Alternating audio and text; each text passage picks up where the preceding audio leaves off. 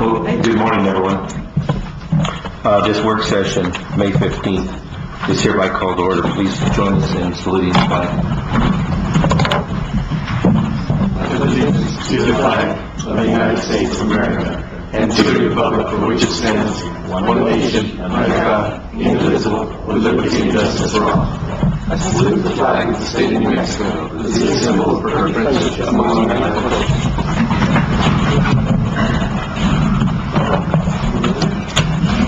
The general purpose of the county work session is to inform the Grant County Board of Commissioners of the agenda items that will be addressed at the next regular meeting, and for department heads and other elected officials to communicate with commissioners in regard to matters in their respective departments. In accordance with Grant County Resolution 18-1, we welcome the public to attend the county work session. However, there will be no public input Mr. Chairman, this meeting. Yes. I move to approve the work session agenda. Oh, thank you. Is there a second? Second. All in favor of approving the agenda? Aye. Agenda approved. Do you want me to read that thing again, or can we? Thank you. Let's go on to presentations. We have with us today Aaron Sussman from Bohannon, Houston, to present on the asset management plan, specifically, I think, mostly the roads. Welcome. Good morning. Good morning, everyone. Thank you, members of the commission. Again, my name is Aaron Sussman. I'm a planner with Bohannon, Houston, based in Albuquerque. We've been working with Grant County since last year on an asset management plan. I want to talk about the sort of general purpose and scope of the plan and highlight some of the products that we have been developing for Grant County. Okay. As I mentioned, first let me go over some of the sort of general purpose and benefits of having an asset management plan. This is really, as much as anything, an internal tool to help Grant County make as effective, objective decisions as possible, especially because with all communities we're dealing with finite resources, so thinking about how we put those resources to best use is really, really critical. So what we have been tasked with doing is understanding the roadway infrastructure needs for Grant County and thinking about how do we best manage those needs long-term, again, given the resources that Grant County has available. As we mentioned, this focuses primarily on transportation roadway assets because that is the primary form of asset that Grant County manages, besides facilities, which are not a eligible activity within the scope of work based on the state funding that we are utilizing for this plan. That said, our real mission here is to look at the condition, the lifespan, future costs associated with county-owned roadway infrastructure. And then a real key part of this is identifying a level of service or a standard set of conditions, the level that we would like to maintain county roads in, and thinking about how do we determine which roads should be maintained in which conditions. And then thinking about the magnitude of financial requirements in order to maintain the roads in that desired level of service or level of condition. So you hear the term level of service. Sometimes you hear that from a traffic perspective. A level of service D, for example, is considered sort of the lowest acceptable level of service for traffic flow in an urban area. We're talking about a different level of service, really about condition, the desired condition here. So you hear that term level of service quite a bit. This graphic shows the general process for an asset management plan.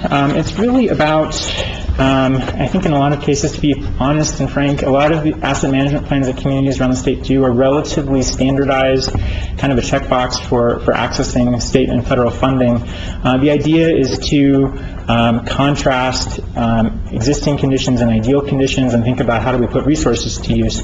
But what I want to share with you over the course of the presentation are how we have taken that framework and adapted it and customized it for Grant County in an effort, we think, to make this as useful and as functional a tool for Grant County as possible. And so I'll walk through the different steps of this, but it begins with understanding which are the most critical facilities in Grant County, thinking about the conditions that we want to maintain them in, contrasting the existing maintenance program versus the desired maintenance programs and the financial resources that might be required to get to that desired point, and then the sort of policies and efforts and steps that might be taken to help Grant County get there. The crux of this, the heart of understanding how do we allocate resources, is thinking about which roads and which facilities are most critical. And so this is the real planning exercise in the asset management plan, to think about through a quantitative evaluation process, how do we define which roads serve the most important functions in Grant County, and then we can link those priority tier designations for Grant County roadways to a maintenance program that helps guide the use and expenditures of county resources. In terms of how we went about this quantitative evaluation process, we looked at things like access to employment sites, access to recreational sites, school bus routes, land use, the risk of extreme events, the function of roadways. Basically, we're looking at things that might inform both the level of usage, but also types of activities that will have a greater impact on the roads themselves, and then they might require more maintenance and more attention over time.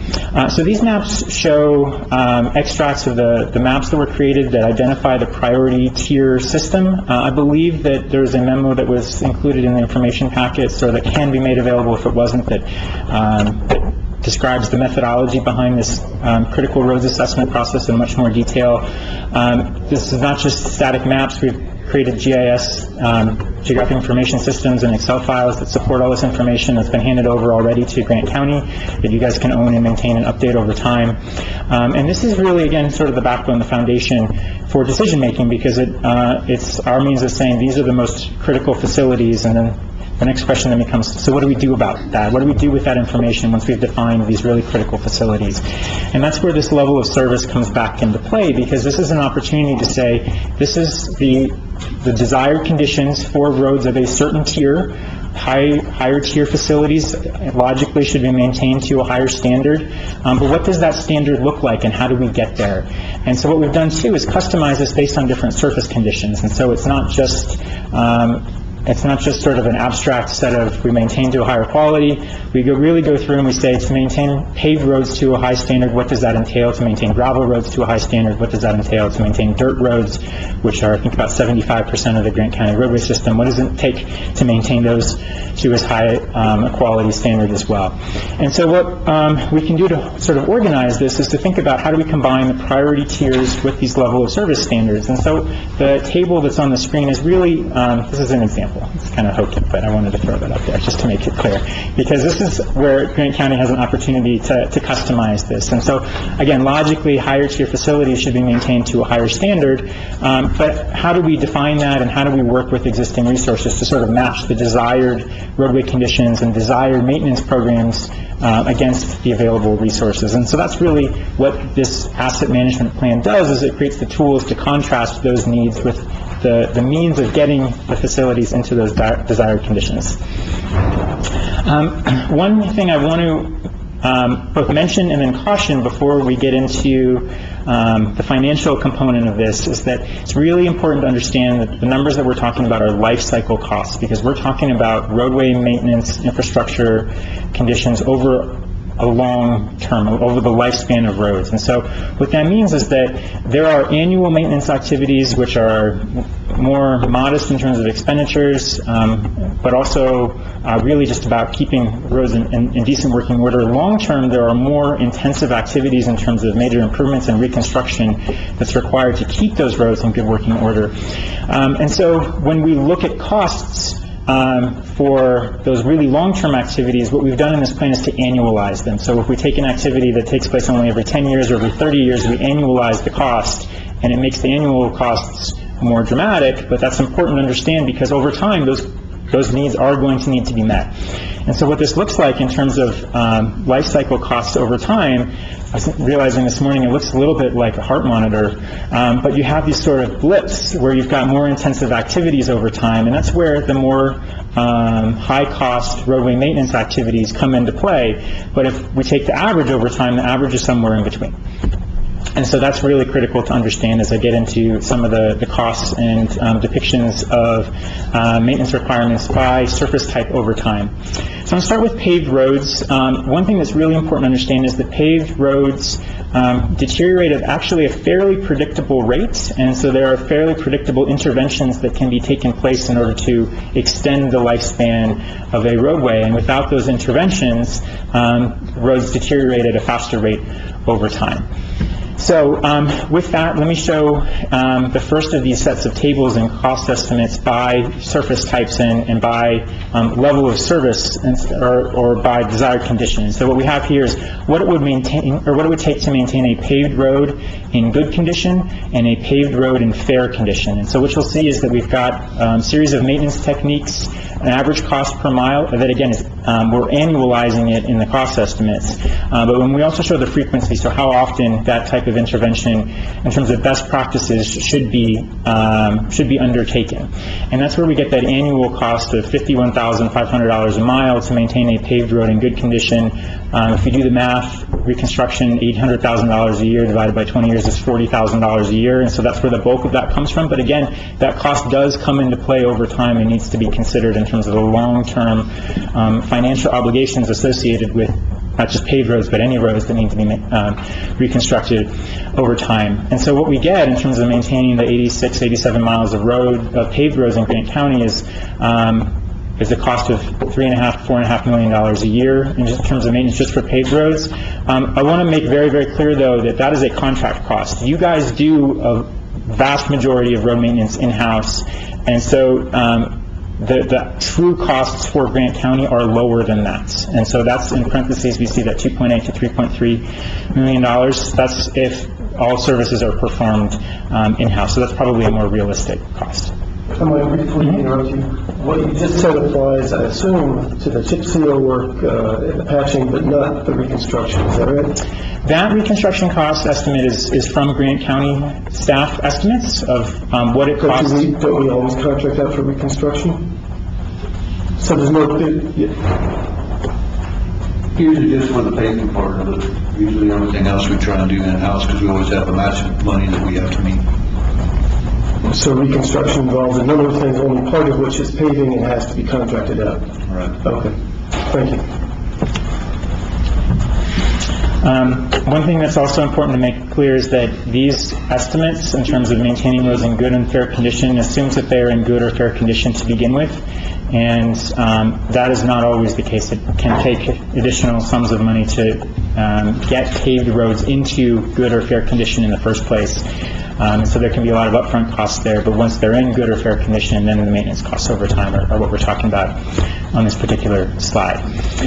Just a few more assumptions in terms of paved roads. Our understanding is that about half of paved roads in Grant County are chip seal over an unsurfaced road rather than having the kind of true base course and foundation that you would like to see in a paved road in terms of best practice. This is very, very, very common for a county such as Grant County to take that approach, but it also means we to think about to reconstruct chip seal roads is also a consideration, also considered best practice, and so that would be, again, getting those roads into good or fair condition to begin with.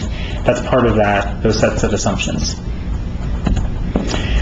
We also developed similar types of maintenance programs and estimates for unsurfaced roads, both for gravel and for dirt roads. There are some similarities for sure in terms of the maintenance programs for gravel and dirt roads, in terms of blading, in terms of if not re-graveling, then repairing the surface for drainage purposes and so forth. But what we've again outlined here are the sets of maintenance practices, best practices to maintain dirt and gravel roads in as good conditions as possible. And so again, similar structure to the paved road table.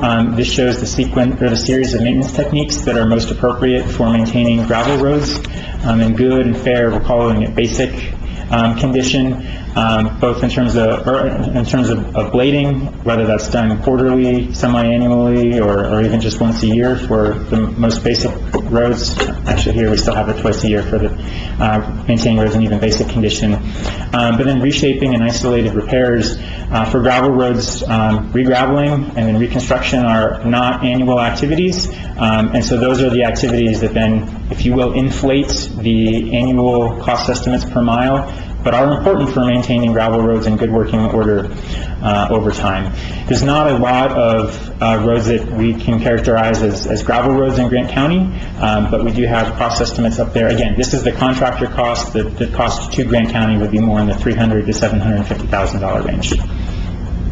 But the bulk of maintenance is along dirt roads, and this is where, again, we talk about sort of basic techniques, blading, reshaping, reconstruction over time.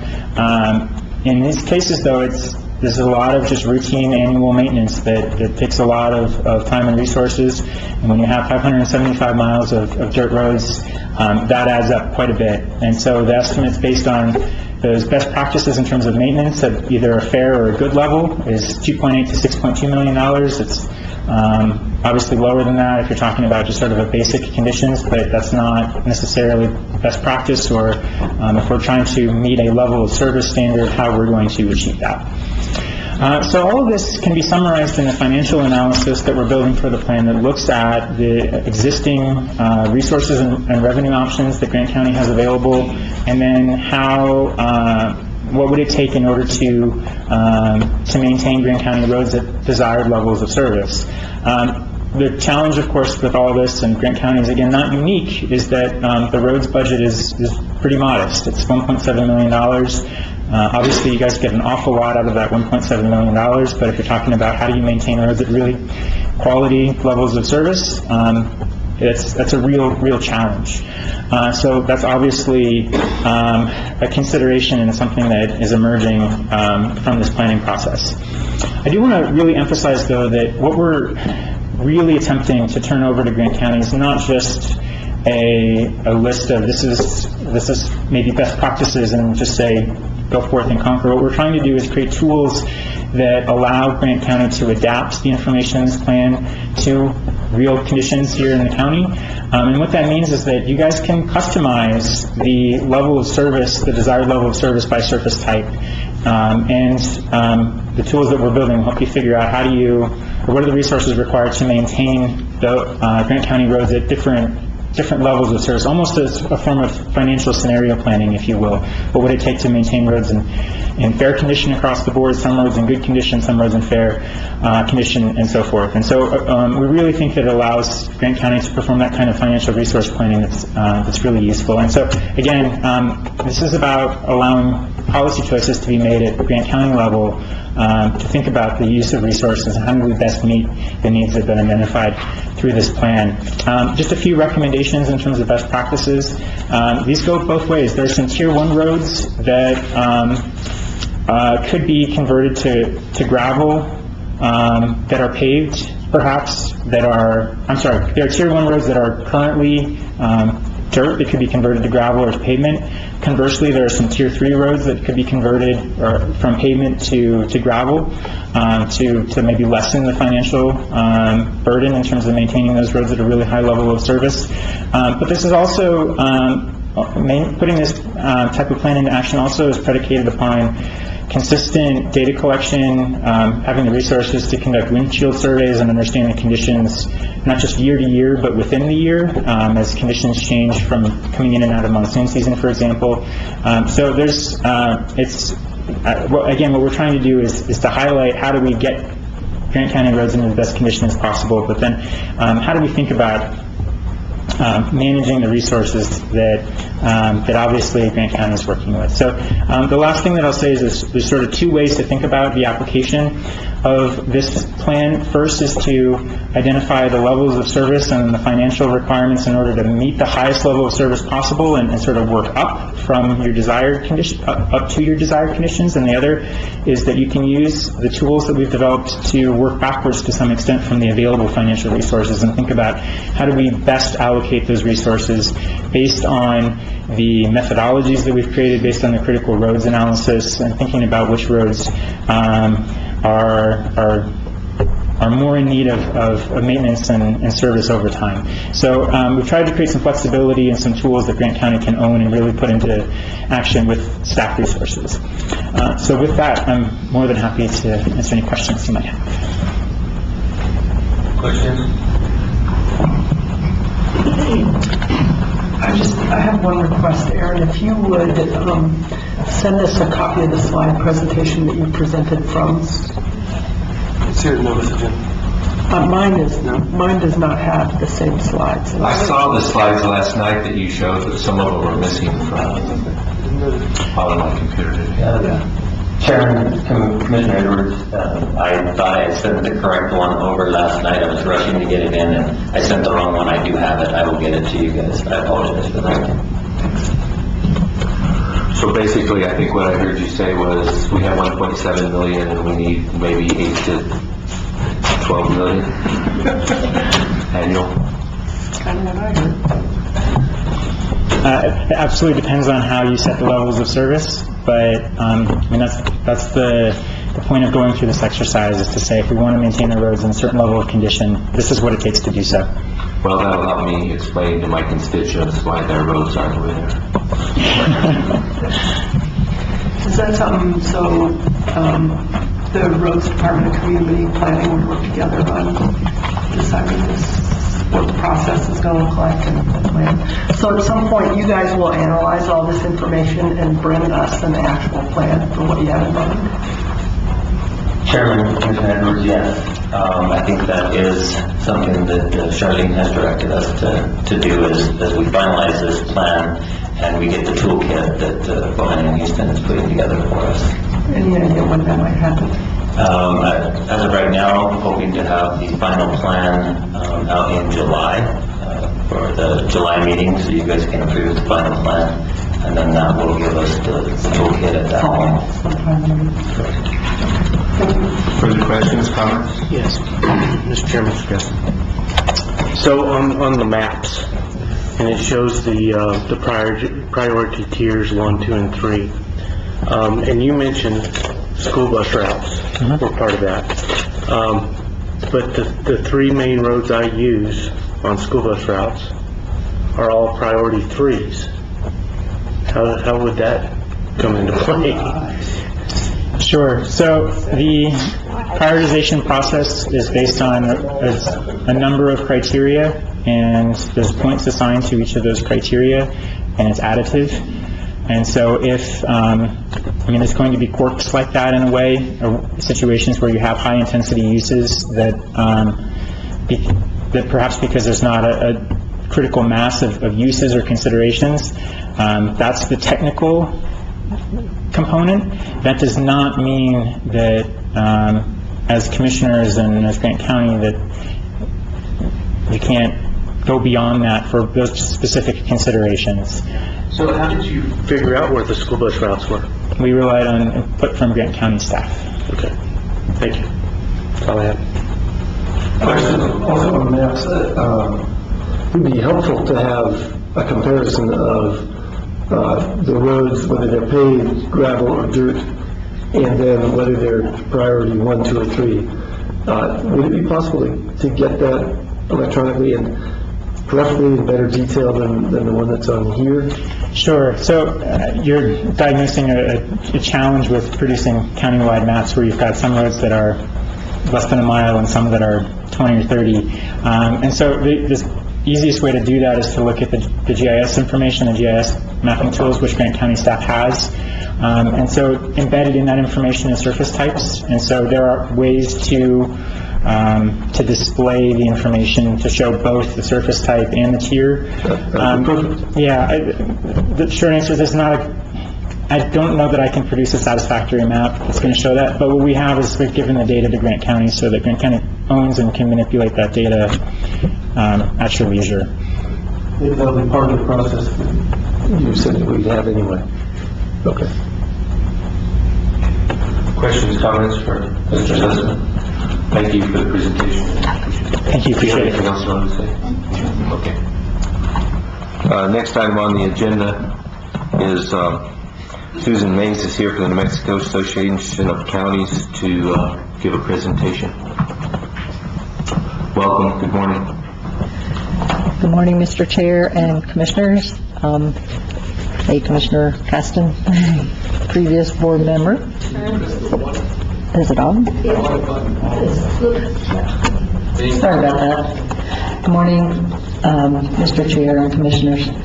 I'm Susan Mays. I'm the Communications Director for New Mexico Counties, and I also help promote any special projects or services that we can offer to our county members at no extra cost. So today, in your packet, you have a copy of the True Connect Voluntary Employee Loan Benefit Program. This program, True Connect approached NMAC, and we took it and vetted it through the board of directors. They endorsed this program.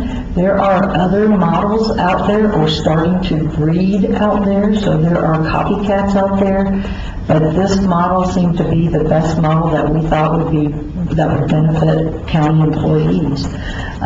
This program is designed for employees with poor or low credit or no credit, so they can secure small loans when there's an emergency that arises.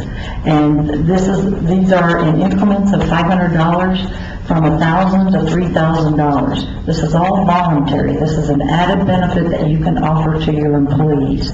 There is no cost, no risk to the county. The lender takes on the financial liability. These loans are at 24.99% APR. And when you think about that, you go, wow, that sounds high.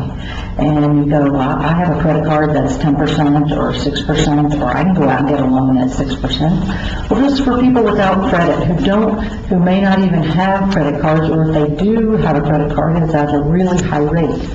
But when you look at this, the way this program works, a $1,000 loan paid off every 2 weeks and paid off in 12 months ends up being a little bit less than $140 or 14% in interest that they will have actually paid out. And I know that's something that a lot of people go, how does that work? How does it go from 24.99 to just under 14%? It's because you're paying it off every 2 weeks. It's amortized and it's paid off, and the principal comes down and there's less interest. And they can pay this off early, and there's no penalty. It's an alternative to payday loans, which you may not know, but payday loans used to be as high as over 400% that people were paying in payday loans. This is really targeting those employees who have emergencies, who are living paycheck to paycheck, who may only be making $10 to $12 an hour, and they really don't have a lot of savings, and all of a sudden an emergency comes up and they need cash quickly. So they end up going to a payday loan, and they have to put up collateral. They may lose their car, or they can't pay off the loan, so they end up in this vicious cycle of borrowing more money to pay off the note, and they never get it paid off. So at the beginning of this year, as of January 1st, legislature enacted that payday loans would be capped at 175%. There is a coalition out there that's trying to get this down to 36%. There are 15 states plus Washington, D.C. that have interest rates on payday loans at 36% right now. So this is even below that cap. It's confidential, and it's an online, it's online, and it's approved between the employee and the lender. So eligibility is based on their income and their tenure with the county, whatever parameters you put in place as to who you can offer this program to. And no more than 8% of an employee's paycheck can be taken out for repayment. So say I apply for a $2,500 loan, and I go in and they say, no, you can only afford $1,000. So I can decide I need that cash quick. So I say, okay, I'll take the $1,000. And as soon as that is approved and put into my account, it goes to payroll, and payroll starts taking that out as a payroll deduction for 12 months. And say 6 months down the road, I'm still paying on that $1,000 note, and I need to borrow another $1,000. I'm only eligible for $1,000, so I cannot take out another $1,000 because I've already met that threshold until that is paid off. So there are parameters in place to keep it in control and keep the employee in check. This program, the best part of this program is there is an educational piece that helps the employee learn how to establish good credit and how to get out of debt and how to manage debt. There's 6 free financial education and credit counseling sessions, and it's by phone. And counties that have implemented this program, some of them are putting a parameter that says before an employee can enroll in this program, they need to go through at least 1 session. And I think that's a great thing, because then they understand where they are in their debt, or how to consolidate debt, how to get out of debt, how to just control their bank accounts. The payments are reported to credit agencies, so this helps the employee establish good credit, because they either are just starting out and they have no credit, or they have poor credit or bad credit. This program works in conjunction with Sunrise Banks out of Minnesota, but we are also working with local banks at this point. We're trying to negotiate with different local banks to help keep the money in the state, because that's been a concern with a lot of the counties. Right now we have Rio Grande Credit Union out of Albuquerque. They are waiting to see how Bernalillo, how this program works for Bernalillo County, and they're going to give it a year before they decide if they want to start financing the loans, but they are offering credit counseling services to Bernalillo County. And we are rolling that out this week with Bernalillo County. Guadalupe Credit Union out of Santa Fe area covers 6 regional counties, and they have offered to finance the loans and also offer the credit counseling service to these 6 counties, which is a great benefit. You guys are in the southwest region, and there is a bank in Deming, First New Mexico Bank, that is interested in financing these loans. And initially they were interested in financing these loans for Luna County, and so we're working with them right now to see if they are interested in financing for the region for several counties, because we have Hidalgo County that's interested if we can keep the money local, and Sierra County is interested if we can find financing locally instead of sending the money out of state. So if you look at page 3, how does this work? Each payroll period, the county will send an automated report to TrueConnect. The deductions are aggregated and paid either as an ACH or a check to the lender. Payroll deductions work like any other employee benefits.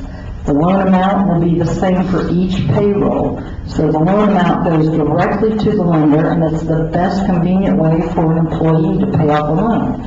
So this is for those who don't have credit. This is an alternative to payday loans. Payday loans require collateral. It also gives anxiety to the employee as to how they're going to make those payments. This is an easier way. There's no collateral, no credit check, and it helps them establish good credit. Currently, the 9 counties that have signed up that are working with this program: Bernalillo, Catron, Doñana, McKinley, Rio Arriba, Socorro, and Taos counties. And I'm already on commission agendas for Lincoln County, Torrance County, and we're working with Valencia County. They have some internal issues, a lot of new people there that they're trying to figure out how to implement this program. But they're definitely interested in the program and offering it to their employees. If you look at the last 2 pages, there's a 2-page agreement. To initiate the program, there's a 2-page agreement that the county will need to sign. It's been vetted through several different attorneys, through our legal bureau, and also through different county attorneys. And it's a pretty simple agreement because there's no procurement involved in this program at all. And questions that I've gotten before, if an employee leaves the county and they have an outstanding loan, then it's worked out between the ex-employee and the lender, and the county can that will work with TrueConnect to take up to statutorily, you can only take a certain amount, that they have to have so much left in their paycheck, so they will take some of that loan repayment out of that last paycheck, and then the balance is worked between the ex-employee and the lender, and the county has nothing to do with that. So I think any questions? Questions? Well, thank you for the presentation. You did a good job. Appreciate it. I did want to just mention one thing, is that during the conversation at our board of directors meeting, it wasn't really that the counties were really for it. There was a lot of arguing back and forth, but most of the people voted just so that the counties could have the option. It wasn't that it was voted in with huge support, because a 24.99 loan, in any which way you look at it, is still a 24.99% loan. But it is a program that could help some of our employees, and maybe it's something we need to look at. Just thought I'd mention that. Commissioner Ramos?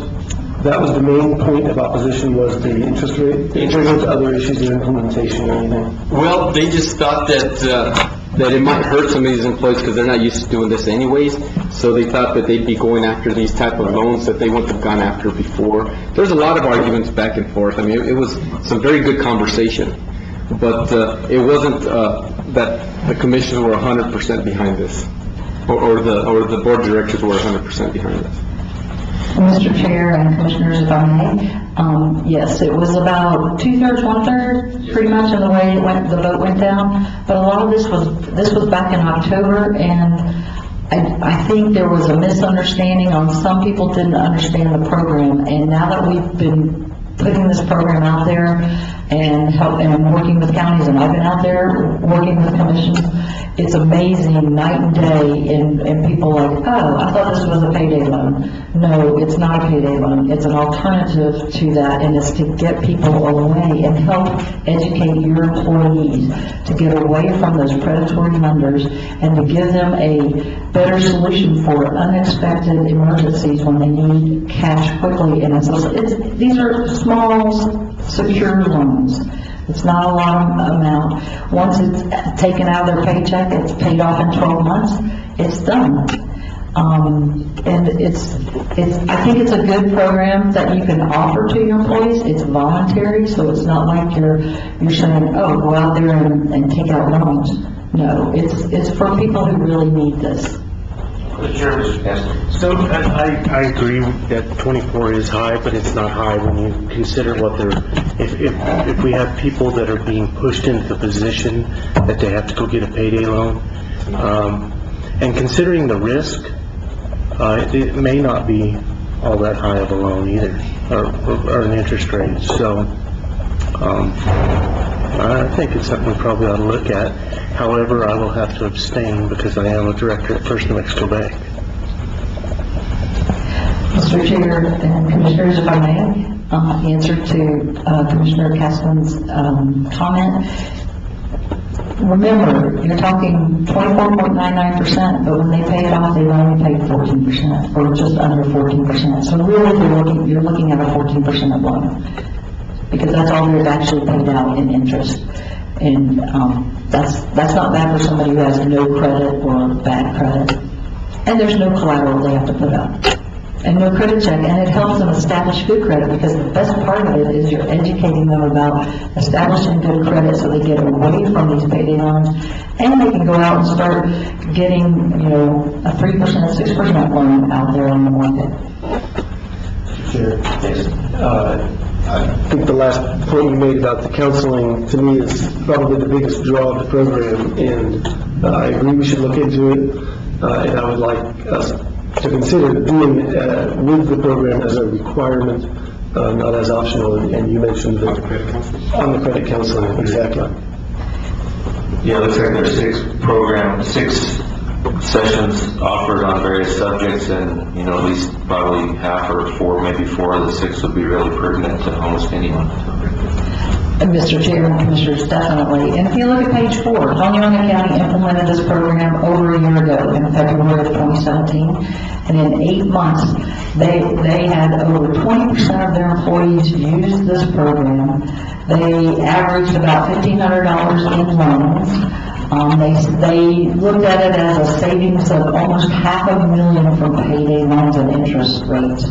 So it's a very successful program for them.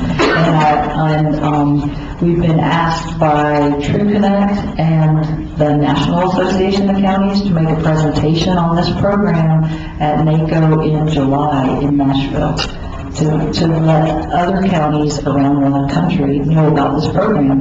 Because the one thing I will say, I just got a call from Sandoval County, and they were asking about this Loans at Work program and wanted to know, is that our program? And we said, no, this is a copycat.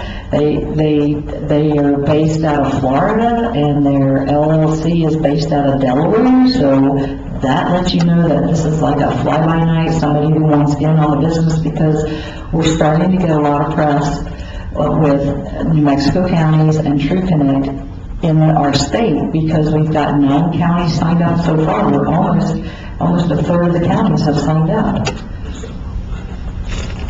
Questions? Yeah, I wonder if you can explain why there's no procurement, given that there are competing companies that wish to offer similar products, and that we would be facilitating a private company making money. I don't understand why it is we don't have to offer this in the marketplace. This is only for your county employees. And you, as the county employer, all you're doing is doing the payroll deduction. It's just like any other benefit garnishment that you get in payroll. Right now, you probably have employees who have garnishments for payday loans. And another benefit of this is to that person who has a payday loan, outstanding payday loan, and has a garnishment of their check, they can go to TrueConnect, take out a loan, pay off that payday loan, and then this will get paid off in 12 months. And I'm not opposing it. I think, I've expressed my support. I'm familiar with garnishments. Those are court ordered, and that's a very different process than saying, First New Mexico or whoever, we will help you make money off of our employees, and we're not going to offer that option to Washington Federal or whoever else, right? We're choosing a vendor by doing this, and I don't know how. I'm happy that it's true, but I just don't understand how it is we can do that without some procurement process. Mr. Chair and Commissioners, right now, TrueConnect has the best model. They already have a contract with Sunrise Banks out of Minnesota. If the county chooses to keep the money in the state, so it's not going out of state, then we can help work with local banks that will finance. I will tell you right now, U.S. Bank and Wells Fargo will not touch this model because they work on a higher markup structure, and they have a different profit structure. And it's great that we've had 2 banks approach us. First National Bank out of Clayton and First New Mexico Bank out of Deming have both approached us and said, we're interested, we want to keep the money here, and we want to help the counties. Yeah, I would have to ask Charlene and Jacob. I'm not sure we're going to get the answer to that today. Mr. Chairman, Commissioner Moore, we'll definitely look into it, but it's a voluntary benefit program for employees. We don't bid any of those out, and my understanding of procurement law, we're not required to bid those out. But I will have Jacob's more of an expert than I am, so I will visit with him and we'll make sure that, we do everything compliant. Thank you. And we have a First New Mexico Bank here in Silver. I don't know if that makes any difference or not. Yes, what we're looking at with First National Bank is to see if they'll service Hidalgo, Luna, Brant, and Sierra, and Domiana. So we're looking at this southwestern region to see if they will service because they're in those areas. So was that First National or First New Mexico? First New Mexico Bank in Deming, sorry. Thank you. Oh, First New Mexico. Bank. And First National Bank in Clayton is interested in working with the counties in the northeast corner of the state. And we're new with this program, so we're just starting to, as I get questions from different commissions, and they say, well, how can we keep the money in the state? Then we start looking into banks that will help us with that and keeping that here. But you can start the program with Sunrise Banks out of Minnesota, and then as we get the banks on board, then you can switch to those banks. So, say that we have an employee that has a $1,000 loan, and all of a sudden is terminated, how is that handled?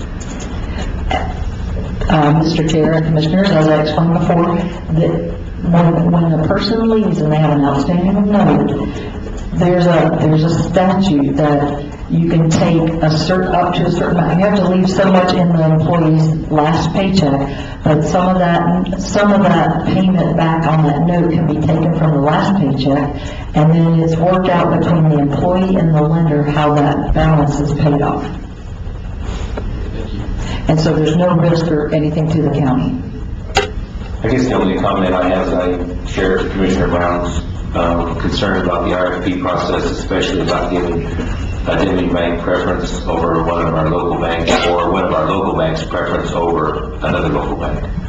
And so, I will tell you that Bernalillo County did go out to RFP, and they awarded the contract to us and TrueConnect, this partnership that we have. okay.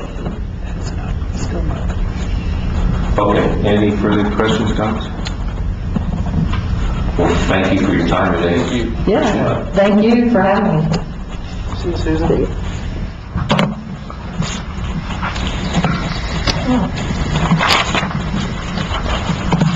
So, moving on to the regular meeting agenda, reviewing the regular meeting agenda for Thursday meetings. Sorry. So, looks like through about item M, I think that's all self-explanatory, unless someone wants to cover that, or should we cover it item by item? I have one item on the minutes. It makes more sense to do now than... Okay, let's start there. See if I can... We'll see if it keeps my notes here. Oh, it was an issue where I both moved and seconded something, so I assume one of those is incorrect. Overachiever. Yeah, right? Cheater. I thought you were going to say cheater. Overachiever. It's resolution R1808. Looks like it's on page 5. Someone needs to figure out who moved or who seconded, because I don't believe I did both. Yeah. April 17th? That's right, for the regular minutes of April 17. April 9th. The 19th. 19th. Yeah, yep, regular meeting April 19th. I just got that out. I think that's the only thing I noted. Besides some misspelling. Will there be any other corrections or additions to the minutes? I want to get that corrected by the meeting, and if not, we could also delay it. Thank you. Are there be any questions today on our financial reports? So I'm looking at the regular meeting. New business items, G through M, are there any questions there, or is that pretty self-explanatory? Okay, thanks. I'm sorry, I'm looking at new business items, G through M. Do you have any questions on any of those? I think they're self-explanatory. Are we skipping the expenditure report? I just, sorry. I asked if there was any questions about it. We have a report on this one. Oh, I thought we already did that. Oh, we did not. I'm out of my mind. Okay. Sorry, I'm just trying to get this meeting going. Yeah, too fast. Expenditure report, would you go over that with us? Mr. Chairman, members of the board, there's an expenditure report for approval, totaling $1,818,522.19. This is for the period ending May 8th, 2018, and included in that is several AP checks totaling $1,428,936.65. And I'll go over the list of the checks. over 10,000. There's one to David Stevens of Core Values in the amount of $47,547.87. And this is for the April inmate healthcare services.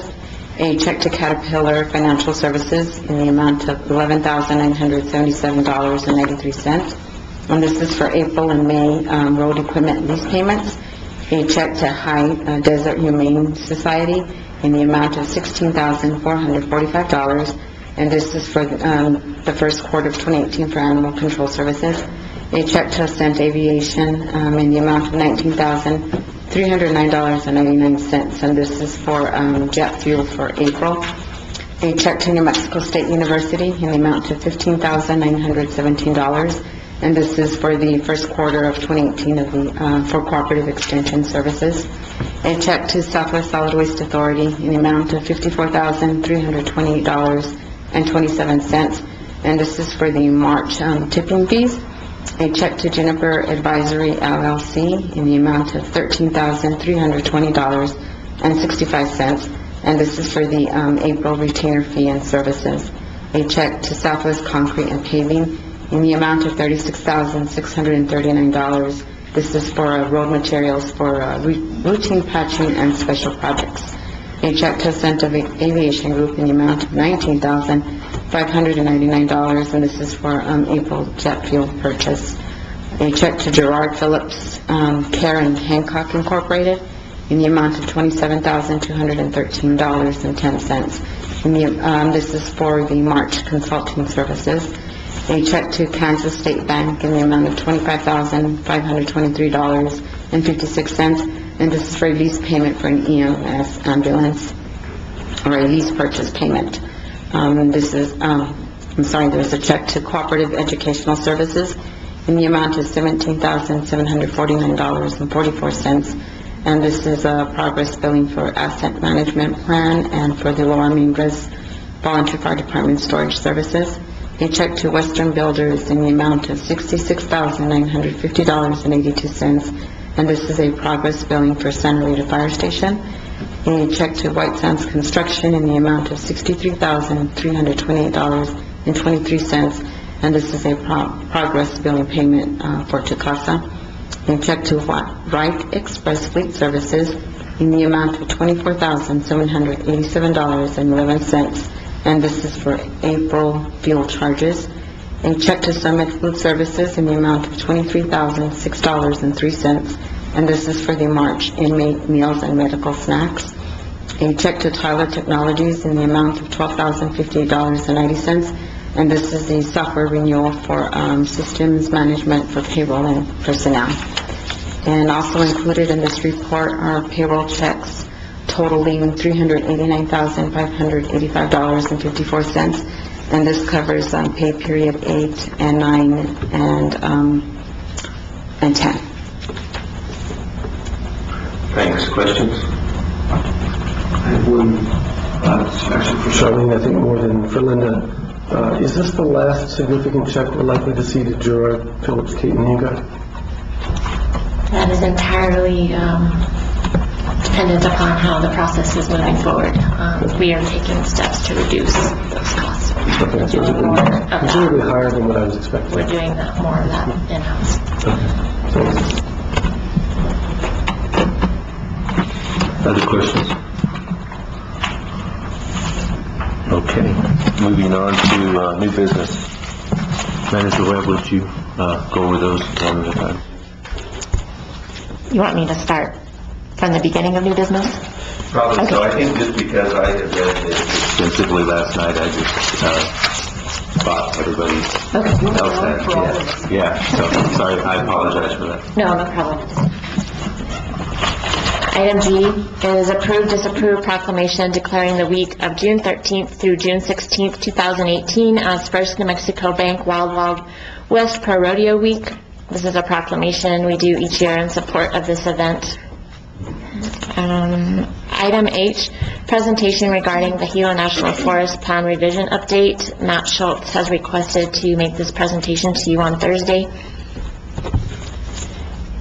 Item I, approve, disapprove delinquent solid waste accounts subject to lien. Those liens were included in your packet. I don't know, Ted, do you have anything you want to add in addition to what we submitted in our packets? Morning. I just wanted to say that I did have my public hearing May 10th at 9. Nobody showed up. And I do review, I've come up with a list of accounts that will be over $100 after the fourth quarter 2017 billing. I go through them and I make sure that my records match the assessor's records as far as mailing address, the legal description, the ownership, all, everything. So yes, nobody came in for the public hearing. So yes, I turned in 103 accounts that would get the lien placed on them. How many of those do you expect to collect on from past experience? I have no idea, but I do know that I collect a pretty good amount. That doesn't just mean the current year, but the years from prior liens placed on them. Yes. Any other questions? Well, I probably asked this last year. How confident are you that you have current addresses for these folks and therefore that they've received notices? The bills that we do get back, we go through them and we review them and come up with address changes on it. Yeah. So if you didn't get one back, you assume it's correct, it's been delivered properly. Right. And if you do get one back, then you make the change. Yeah, then we look at it and we see if we do have the incorrect mailing address. Sometimes, I'll give the owner a call and I'll, let them know that the bill came back to me, and they'll say, well, that's my correct mailing address. So yeah, I do try to stay on top of the mailing address and ownership. Okay, thanks, Ted. Thank you. So, any further questions? I don't have a question. I was just going to go over something, Mr. Brown, or Commissioner Brown. It's the same addresses that they use for property taxes. So if they're paying their property taxes, they're just choosing not to pay this. So they're probably pretty solid. All right, that's a good point. And Mr. Chairman, Commissioners, I would note that I do sign several releases of liens every month. So there are people that once the lien is placed, they are paying them off. Okay, thanks, Ted. There's no further questions. Moving on to item J, approve, disapprove removal of broken and obsolete fixed assets. There was a pretty extensive list included in your packets. I have requested that our office work with each of the departments to clean up our inventory. I'm pretty confident that there's a lot of items that we are continuing to include on our inventory that haven't been seen in years. So we're working very diligently to try and clean that up. So this is one of the first steps of many to clean up our capital assets inventory. Item K, approve, disapprove Grant County Sheriff's Department intergovernmental transfer to the Silver City Police Department for a zebra label printer with power adapter and ROG scanner. This is a piece of equipment that the Sheriff's Department is no longer using. The Silver City Police Department does use this particular type printer, so it's just transferring, doing an intergovernmental transfer to them. Item L, approve, disapprove one peer consumer individual for a 1-year term to the Tucasa Advisory Board. Misha, would you give an update on that? Thank you, Chairman, Commissioners. As far as the deadline, we had nobody that applied for that position. So we did reach out to HMS. They had some people that they thought would be interested in it, and they reached out to those individuals, and they were not interested. So I think that we're going to have to go ahead and advertise one more time because that is the slate for the advisory board. However, I think the advisory board can move forward and start meeting since it is not a board that is a decision-making board, I think it will be okay to move forward with an even number in discussions I've had with Abby about the board and its different structure, not being a decision-making board. Mr. Chairman. Misha, would you please define pure consumer individual? I don't even really know how to define it. HMS is the one that put it together, but from what I understand, it's an individual that's been through the program and has recovered. Is in some kind of recovery. Yes, that's my understanding. Anyone who is in recovery from substance abuse of any kind could be considered a peer or consumer. That's my understanding. Yes, ma'am. That's the intent. I was just trying to think if I knew anybody to encourage it. Okay, other Do you questions? think, I'm sorry, Mr. Chair, I do have a clarification. Do you think that has anything to do with the fact that people aren't applying because then they're suddenly identified to the public as a recovering? I don't know. I do not know. Okay, so you haven't discussed that with HMS? I have not. Are you the go-between between us and HMS for the purposes of this? Currently, I have been, yes. So would you raise that possibility, and maybe we should just drop that language? Okay. Just a thought. I will. Okay, okay, thank you.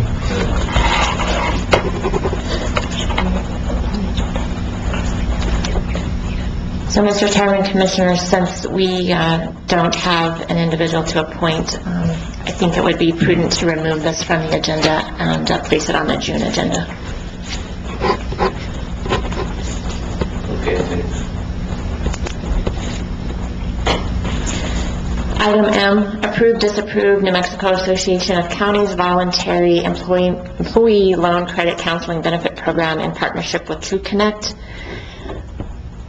This might be a little premature to put on this agenda based on your discussion and your questions. So I think that I would also recommend that I remove this, answer some of your procurement-related questions, and look into the other items that you brought up, and we will place this on the June agenda. Is that okay? In favor of that. Thanks. We'll get through your meeting on Thursday quick if I keep taking things off.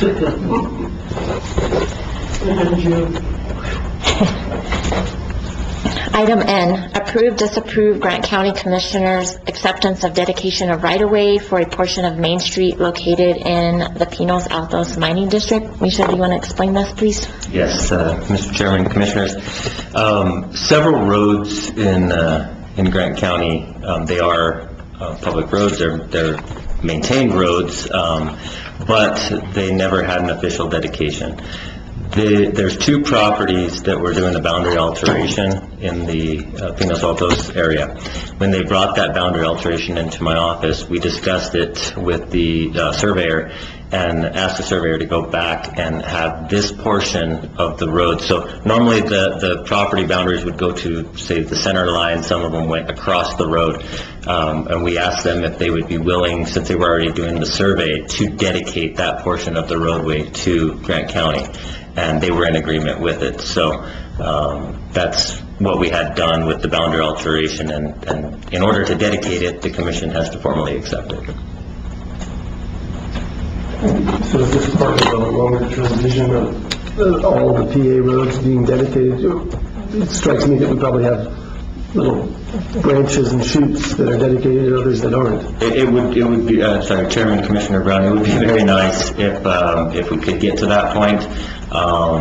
If we had to do anything major, that's going to be the first step, is we'll have to go through full dedication of the road and get it surveyed out. So for now, it's just as the parcels happen to come in, you request this? Yes. Okay. Yes. Any other questions for Misha regarding this? No? Item O, approve, disapprove fiscal year. Did you have something you wanted to say? Oh. Approve, disapprove fiscal year 2018 County Fire Protection Fund distribution application for the following volunteer fire departments. I'm not going to read them all of our volunteer fire departments. This is the annual application for state fire funds that they operate off of. And it requires your approval. Next, item P, discussion and possible action regarding Gila Regional Medical Center Board of Trustees selection process. I'm going to refer this to Commissioner Billings. He requested this be placed on the agenda. Thanks. So, Alicia and I met the other day and talked about the application itself and had a few proposed changes to the application, and then wanted to talk about the process itself, if that's what the commissioners want to do. So I have some copies of just some minor... But this is for Thursday's meeting? Right. So, is that okay if we talk about this now, or would you rather wait till Thursday? You can go over it, but we can't have it. Right. Yeah, so I think the biggest question I got from applicants last time was, do you want to submit a resume? So I think we want that, and I think it should be on there somewhere. Also, on the application should be a deadline for submission. I know that instructions is probably on the website, but that was a question that came up. Probably should include their term of service, in my opinion. I had, Alicia and I came up with some proposed, I think 4 proposed additional characteristics. I don't know if the commission will agree with those or not. I've got those in text boxes up and above and down below the characteristics. I'm not sure that the attorney will agree with one of those either, but and then under qualifications, I put in a text box, please check all that apply, because some folks didn't know what to do with that last time.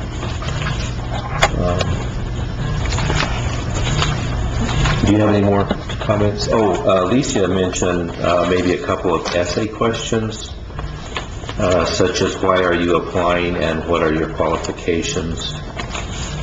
Did you want to speak to that? Thank you, Mr. Chair. My thought was just that rather than having, that I would like to see some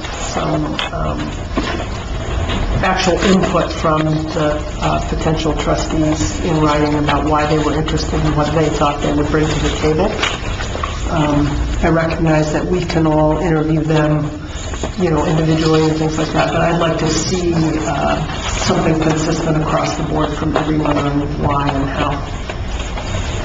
I wonder if it would look to encourage that they submit something like that. Not necessarily make it a requirement. Would that work for you? Why would you encourage rather than require? I'm not sure we're going to get 13 applicants again. Would be one reason.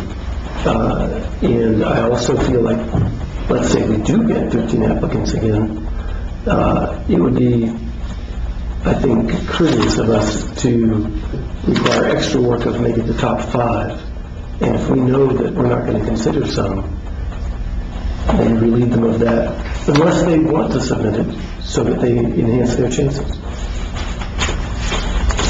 I'll think about that. Yeah, that's fine. And I don't feel strongly about it. It just struck me as why, let's say we get a bunch of applications. Do I really want to put all those people through writing a couple of essays if we're not going to consider them? And I don't feel strongly about any of this. If it works for the commission, it's fine. If it doesn't, that's fine. I'm probably more interested in the process and what that will be. Will we keep the same process we had last time? What were the characteristics you added?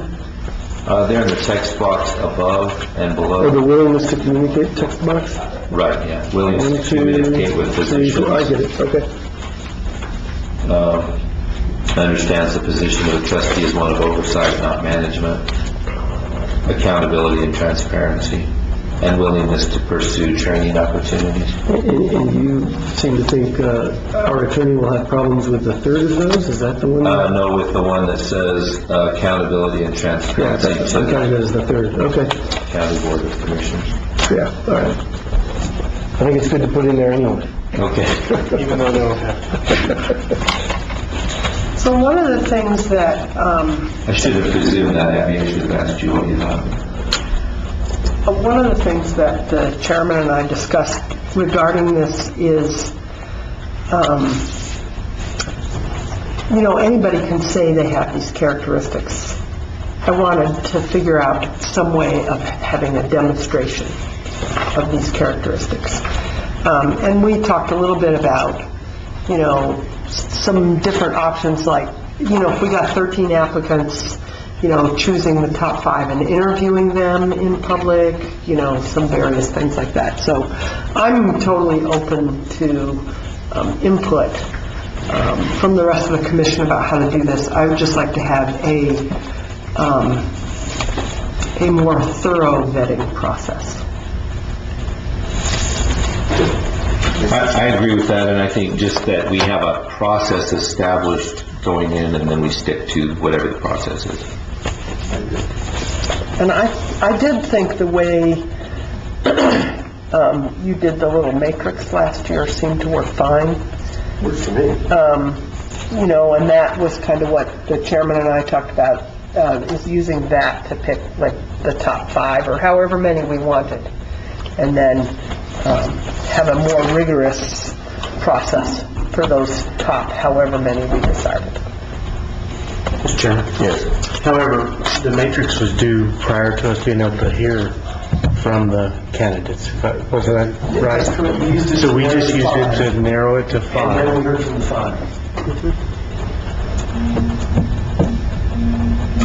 So as I recall, we heard from the 5, correct? We did not interview them We interviewed those who requested an interview. In my case, right? I interviewed one-on-one. Yeah. 2 of them said, hey, I want to talk to you. I said, oh, that'd be great. So that's different to me than if we had a standard set of questions that we interviewed them from. That's different. I think I met with about 7 of the 13, and I met with all 5 before, or talked to them on the phone at least. So that was, I looked at it as kind of each commissioner could do their own day. One of the thoughts that I had about that is, one of the comments that we hear a lot, let me rephrase that. One of the comments that I've heard a lot from people is, maintaining localness in our hospital. And I just wonder if we did a more formal, open interview process, if that might not be helpful with that. Just a thought. And are you thinking that we would do that with all candidates rather than narrowing first? Well, I was thinking about narrowing first. Okay, well, then that makes a lot of sense to me. The only problem I have with that is if you allow the poor guinea pig that's the first candidate, and you got 4 people standing out there listening to him. They have all that time to They have go, all the advantage. oh man, I should have said I'm going to say this and that. And the 5th guy gets to give you every point that everybody had made. So there's some issues. That's a really good point. That's a really good point. Now, if you want to But it's my sequester them, understanding that we can't do that in executive I session. don't think you correct? can. But you could sequester them just like a game show. He's waiting in the green room. I love it. That's a great idea. Well, and if it's going to be an open interview process, presumably we provide the questions in advance. I would think that'd be the appropriate way to If do they it. give them to you in written form, somewhat like That would Commissioner Evans accomplish started it. with, Yeah. it accomplishes all that, I agree. and nobody gets to have an advantage. Yeah, that makes sense to me. So I'm back to the written thing. That would be, But we should do that just with the 5. Good. Okay, well, I agree with that. You okay with that? Yeah. be okay with I mean, because if you get 30, it could be some heavy reading. I agree. And a lot of their time spent uselessly. If you had Well, 45 extra. I'm not sure it's uselessly if you're using those questions to narrow the field. If you want to do 2 questions or something like that to begin with, but not 4, 5, or 6. And then do 5 for the 5 or something. That would be okay too. That would be good. Or, for me, I would invite a free-form cover letter, why you're interested. Maybe that's one of the questions you're talking about. Just something basic. Just something basic. So that With the we can- resume, yeah, that was one of the questions that Alicia had proposed was, why are you applying for this? Sure. So if we did, so you're talking about a free-form letter of interest, A letter of application. a letter of application, and then narrowing it, and then doing... So just require a letter of application and a resume. I would be fine with that. Cool. And maximize number of words. Right, 500 words. Now, see, Let's go 115. Okay, 150 is fine too. I thought you were going to go the other direction. I can't say anything. I don't You'd be know. surprised how hard it is to say what you mean in 500 words. One more thing came up that I can think of in the meeting that Alicia and I had, and don't need to react or overreact to this, but the thought came up that the current Board of Trustees will be the group that is working with these people. Possibly, well, not all of the current board, but the current board that stays on there will be working with them. Do we want to let them have some part in this process, at least advisory in this part? I have something to say about that. Okay. You have a responsibility and a duty as a commissioner to do this. You do not have the ability to put that off onto somebody else. Okay. So that was not advisory part. Yeah. Right? I'm an owl. You're in the, I thought that's where you were going to be. That's where the overreaction. So it's hard to tell. So, let me Don't sit too close to Chair Conley. if I might, Mr. Chair. Yes. I guess, the other view, I'm a yes, but I'm a cautious yes. I'm not sure yes. The reason I'm a yes is I think I have a longer-term vision of accomplishing what we've talked about and what the Board of Trustees has talked about of a closer working relationship. And let's just posit that we already have that. Somehow we've gotten to that phase. I would definitely want their input in somebody that they thought was qualified, that they could work with, that they believed would devote the huge amount of time it requires. If we had a good working relationship, that's what I would want. We don't have that right now. I'm aware of that. To me, this could be a piece of getting to that kind of relationship. Or that could be naive, and maybe we have to see that it will work out first, and then we can add an advisory role. But since it's just advisory, I think I fall on the side of let's take that risk and ask them. But we're not making a decision today, so. So, something I would like from the Board of Trustees is to send us a note, a letter, a memo, whatever you want to call it, with any particular skill sets that they feel as though the 2 new trustees, what they need on their board, what are they missing? Okay. So they could help us define the applicant qualifications and, yeah, skill sets. Okay, good. Mr. Chair, I have another question. Were there any members of the Board of Trustees present when we did this last time? Not that I remember. I can't remember. I don't think so either. Any further discussion on that? Okay. Thank you for thinking about it. Okay. Okay, back to you, please.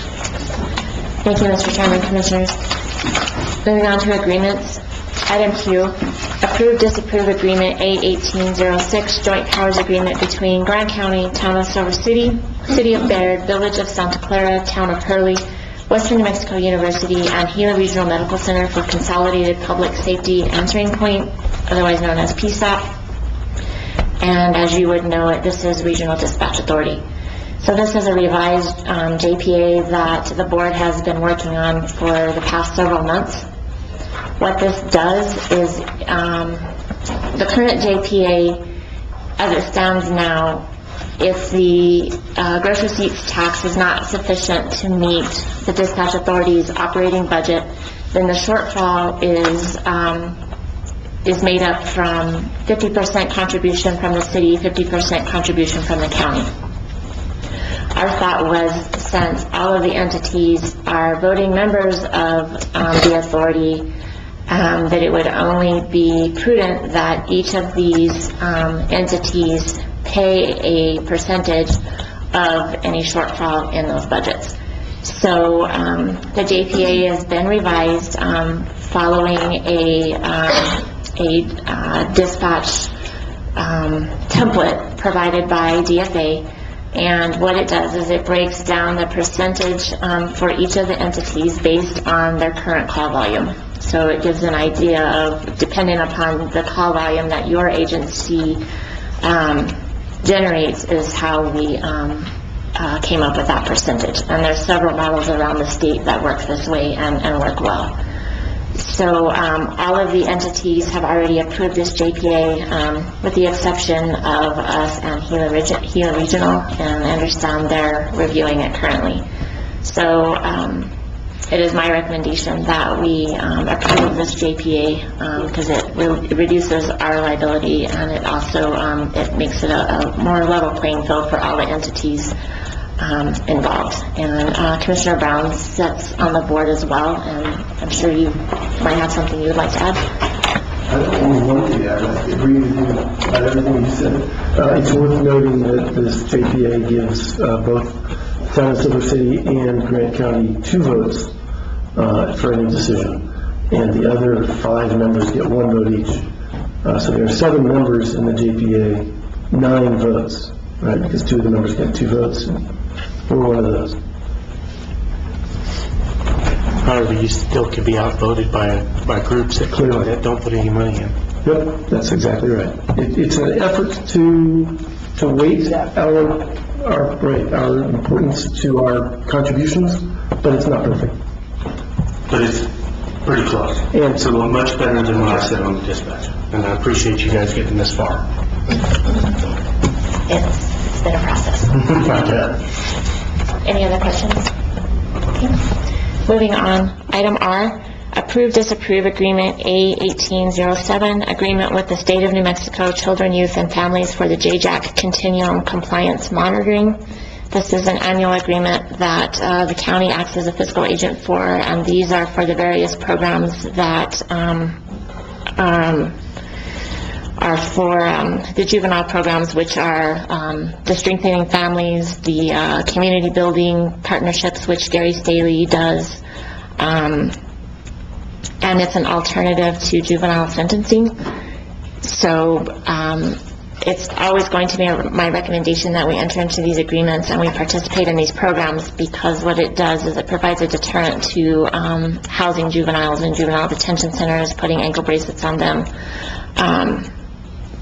In the long run, reduces our costs of housing those juveniles, and it just helps them become more productive members of society. And our program, the program in Grant County, is a model program for the entire state, and part of that is the 3 programs that are included in this grant agreement. I've actually had recent conversations with Supreme Court Justice Barbara V. Hill, and she chairs the Juvenile Justice Initiative, Deterrent Initiative across the state, and they want to continue to use our county's program as a model across the state. So, like I said, without completely repeating myself again, I think this is a good asset that we need to continue with in our county. I think the amount is $95,000 and some change. Questions, comments? How many bracelets does he authorize? Or does he have in his program? The bracelet program. They do have that program where they... Right, that's through CYFD. That's okay. the juvenile probation program. Okay, the same one that we were talking, when we Yes, talked that's to so. Ms. Begay. Right, so Ms. Begay is the adults, So that's and then, permanent, yes, so, and I don't know how many they're authorized. It depends on the situation and the referrals and how they end up on a bracelet. It's not that they're only authorized a certain amount. There's many different criteria. There's self-referrals, there's court referrals, depending on how many times the juvenile has had encounters with the JPO office, the severity of the crime, et cetera, et cetera. Okay, thank you. I like the reporting, the data collection. It looks very comprehensive. How often do we see that? Just once a year? Yes, so Bianca Padillo presented those stats to you previously, and that will be the challenging piece of this, and I have ongoing conversations with CYFD as to whether or not they are going to replace her position. So she played a dual role as a JPO and the continuum coordinator. She has resigned and moved out of state. She is continuing through a contract with the town of Silver City for their match to continue the data collection through the current grant agreement. She is willing to continue that role, but if CYFD will replace her position, then we don't have to deal with that. So that'll be the piece that I'm currently working on, but it can be done. Regardless, it may come back as an amendment. They might actually allow me to ask for more money to contract with a person to provide those services if CYFD doesn't. So there's a lot of ABC scenarios that I'm currently working on. Anything else? Yes. Okay. Moving on, resolutions. Approve, disapprove resolution R1811, preliminary budget for fiscal year 2018-19. We held the budget hearing last Thursday. Do you want to go over this? Do you want Linda to go over any part of this again, or are you good with what we discussed on Thursday?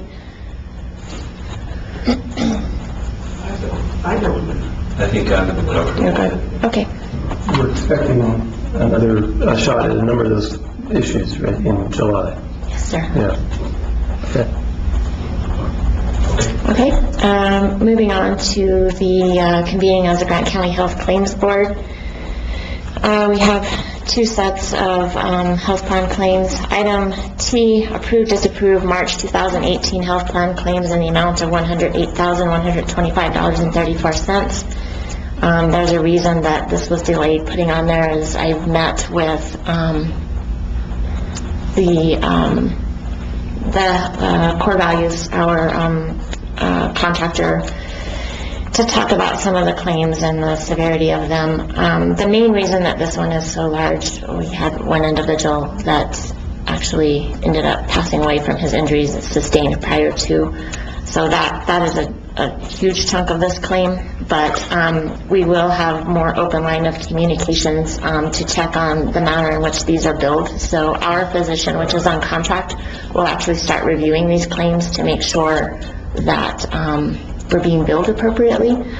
And hopefully, the other thing we talked about was, reducing as many of these visits as we possibly can and handling those in-house. So I had very good communication with them. So hopefully that's just one of those scenarios where, we had an individual in there for 3 or 4 days in ICU, and just our responsibility.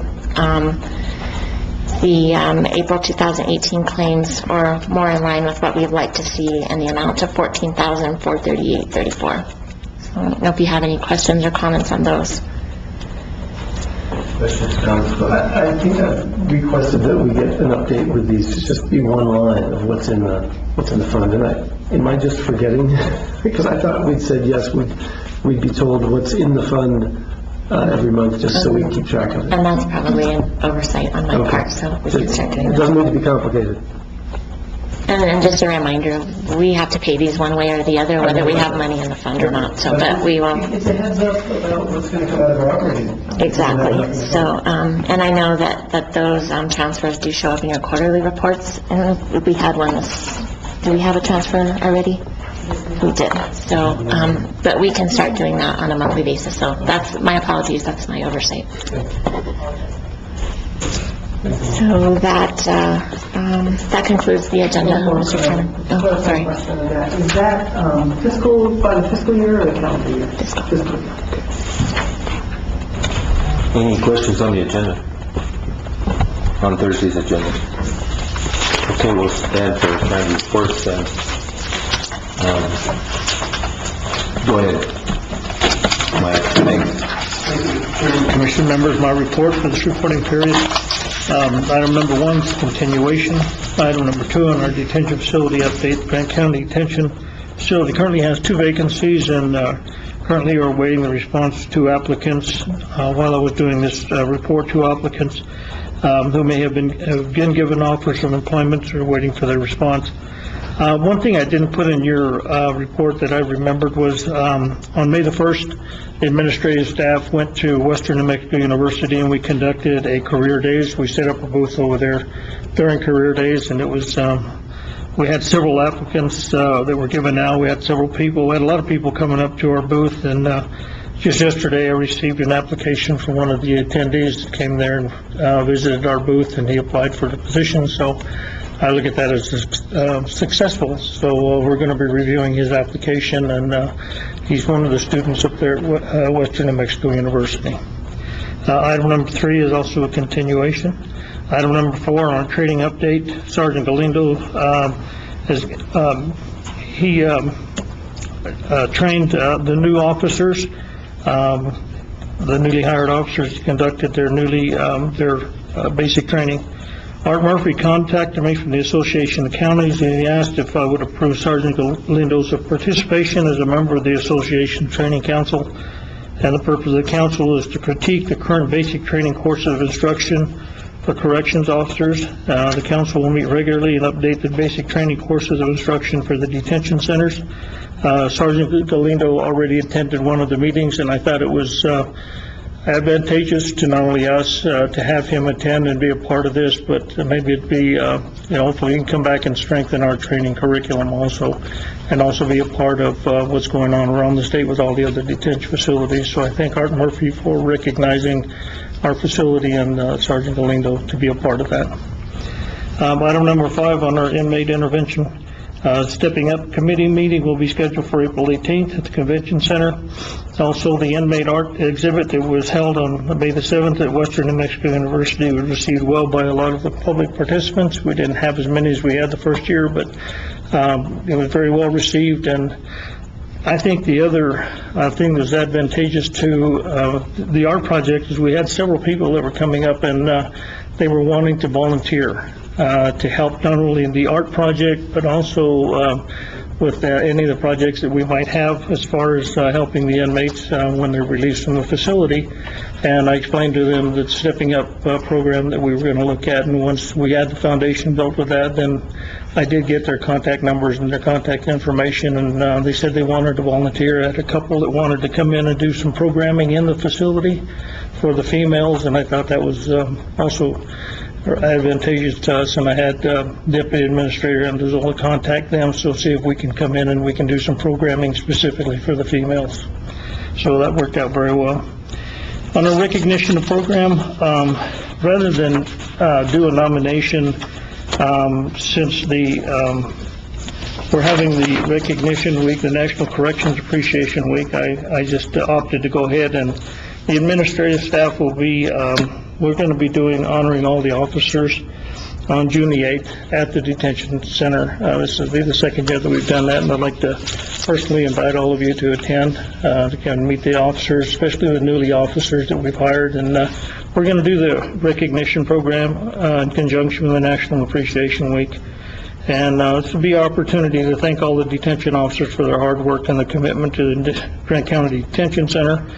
And what we're going to be doing is we're holding a cookout for the officers on that date. So if you can make it, I'd appreciate it if you can just stop by and just say hi if you would, please. So all of you are cordially invited to attend. Item number 7 on our detention statistics. The average daily population for May 10th, 2018 was 78, 7 less than last reporting period. High population males was 58, 9 less than last reporting period, and high population females was 20, which remained the same. Currently for May 10th, there was 77 inmates, and that was 9 less than last month booked in the facility. And I have your CJ5A report for your review. On item number 8, our monthly arrest totals for April the 2018, Silver City Police Department had 78, Grant County Sheriff Department 25, New Mexico State Police 14, Baird had 9, Santa Clara 11, Hurley Police had 9, Game and Fish had 1, and that's all that we had as far as the arrest, and there were 5 inmates that were being held for another facility during this reporting period. And those were from Hidalgo County. Detention facility transports, warrants, special management statistics, 18 district court transports, Division 1 Magistrate Court had 21, Magistrate Court Division 2, 5 Santa Clara, and all the rest of the municipal courts had 0. Medical transport during this reporting period of 22, so the total number was 66 as compared to 166 last month. And the medical transports had decreased during this month, and also the District Court and the Magistrate Court Division 1 had significant decreases in the amount of transports, and that was that's why you saw the decrease in the transports for this reporting period. Probation violation, there's 31. We had 1 parole violator that's being held. Inmates awaiting transport to a sentence facility, we had 2. And total inmates charged with warrants for 50. The total number of special management inmates on May the 10th was 9. That's my report, sir. Thank you. Questions? Thank you. Appreciate it. Mr. Moore? Thank you, Mr. Chairman. Commissioners, we did finish our LGF chip seal projects. There was 2 roads that we didn't do that was planned on, and that was over there North Hurley. We didn't do Horseshoe Loop. A couple of reasons why: the oil prices have raised up, and by the time I send in that paperwork to get the money approved for those projects, it takes a year, and that road was really deteriorated. So I didn't see any use of trying to chip seal that road and just put a Band-Aid on it when it just needs to be completely reconstructed. So we took that money off of that project and put it on the North Hurley Road itself. With that Fierro Mine road going, there's probably 20-25 trucks that's running up and down that road right now. And so we used the extra money for over there. The other road we didn't do was Rosedale Road, and Misha will elaborate on that pretty quick. Right now we're sweeping everything off so we can get them striped, and we're back to routine patching right now. Thanks. Questions for Mr. Moore? Okay, thanks. Mr. Large. Thank you, Mr. Chairman, Commissioners. For Tucasa, the final punch list I have on my schedule for after this meeting to walk through with the contractor. So that's going to finish out that project. Santa Rita Fire Station, we did have final inspections from CID last week. The punch list items have been compiled, and the contractor will be working on those punch list items. While we were sitting here, I did get the certificate of occupancy in my email. So, the Lower Members water storage, the tank was delivered to the site on May 9th, and construction will begin tomorrow of erecting that tank. I talked about the asset management plan, but I still have it on my notes that we should have the final plan for adoption in July. The reason for that is we do need to get NMFA to sign off on it because of the grant side of it. So Aaron and I talked yesterday, and I think July is a good time frame for hopefully us to get that plan over to them to concur with it, so that we can get that grant signed off on. The ICIP been conducting public meetings last week, Monday through Thursday. They were held here. We did hold one in Cliff last night, have one in Members tomorrow at the Members Roundup Lodge, and then we will be going to Hachita on Thursday for a 2 o'clock meeting there. So just reminding the public that those have been going on and are continuing. And the last item is the Rosedale Road, as Earl alluded to. On April 25th, the Colonias Board recommended an award of $1,062,847 to Grant County to finish up the construction on Rosedale Road. So our plan right now is Earl and I will work with the engineer to get the bid process, because the final award letter should come out the end of this month. So as soon as we have the funds, we want to be ready to go out to bid and get that project completed. That's been a long, drawn-out project. Thanks for your hard work. Yeah, thank you for your work on that. Appreciate it. Any questions? Thanks. Are there any other county reports? Okay. Any commissioners have reports today? Is there a need for executive session? Seeing none, is there, I actually have a couple of things, under commissioner reports, sorry. GRMC site visit tomorrow, 9 a.m., is that right? One, for those interested? No? Okay. And also, I think, back to the agenda, sorry. Tomorrow morning, 9 a.m., regional site visit. I think it says on the agenda that Kathy Arias will be there. She won't be here for our Thursday meeting, right? Richard Stokes, CFO, will be here. So, just wanted to make sure everyone knew we had that notice ahead of time. Is there anything further then? Motion to adjourn? So moved. Second. All in favor? Aye. Meeting adjourned.